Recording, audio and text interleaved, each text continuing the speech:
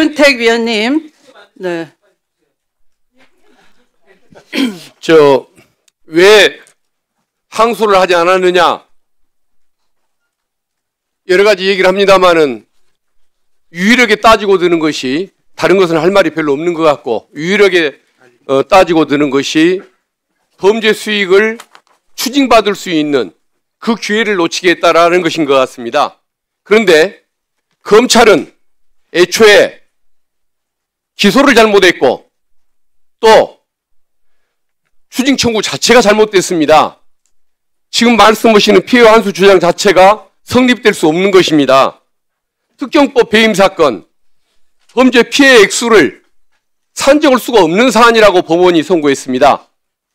그 말이 맞습니다. 계약 당시에 범죄가 성립하는데 얼마의 이익이 남을지를 어떻게 알겠습니까?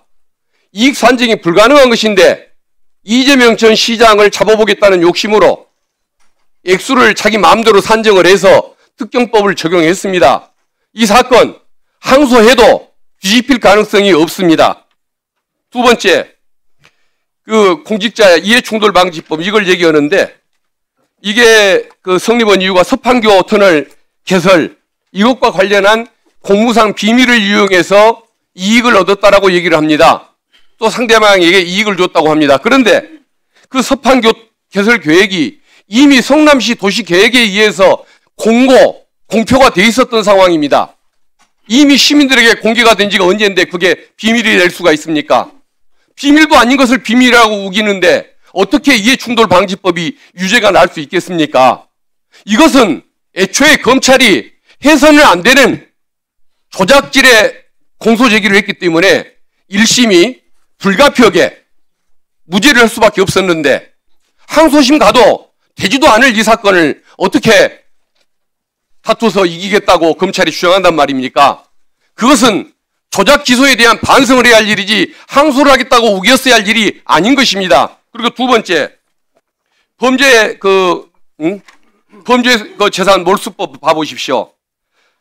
범죄 피해자가, 사기 범죄에 대해서 범죄 피해자가 범인에 대한 손해배상 청구권을 행사할 수 없는 등 피해 회복이 심히 곤란하다고 인정하는 경우에 국가가 추징하라고 되어 있습니다. 그런데 이 규정은 보이스피싱 피해 사범이나 조직적인 전세보증 사기 사범 같은 서민 피해자들을 보호하기 위해서 보충적으로 놔둔 규정입니다. 지금 성남도시공사는 새 시장에 의해서 이미 소송을 제기를 했고 그 소송이 유지가 되고 있습니다.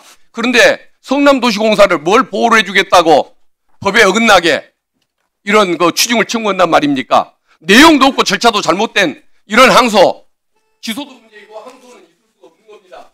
그래서 지금 국힘 의원님들의 주장은 될 수가 없는 일을 주장하는 것입니다.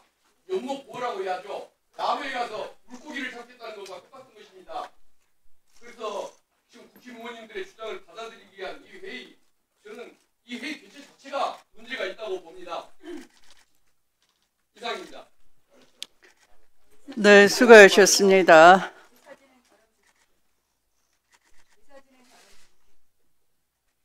나경원 위원님에 대해서는 국회법 제146조에 따라서 위원회에서 다른 사람을 모욕하는 발언을 해서는 아니 된다의 조항에 나경원 의원님은 무슨 모욕적 발언을 했다는 겁니까? 국회법 제147호 네, 발언방해 금지에 따라서 제가 발언권을 드리지 않겠다고 아까 말씀을 드렸죠. 네, 유념해 주시기 바라고요. 네, 다음은 송석준 의원님.